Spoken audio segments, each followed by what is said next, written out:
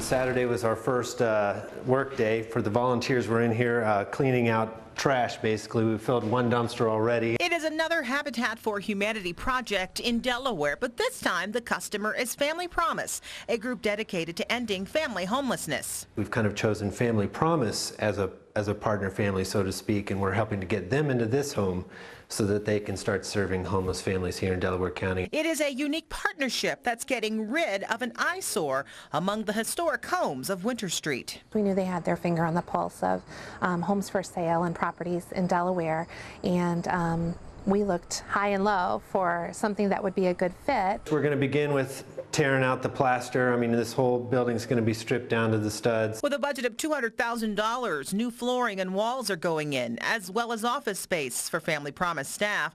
More importantly, up to 6 homeless families can rest easy here as they get back on their feet. It's an essential part of being successful to be able to take away the stress of the issue of where am I going to stay tonight, where are my meals going to come from. Jennifer says families are now housed in the community, but graduate from the program in 26 days on average.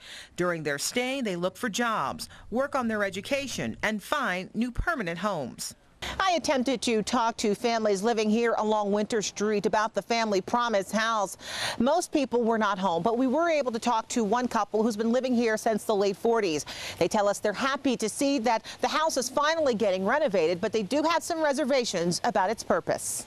It's very important to us that we have the blessing of the community to be here, and to a person, everyone gave us a very warm reception and have offered their help. In Delaware, Candace Lee, NBC4.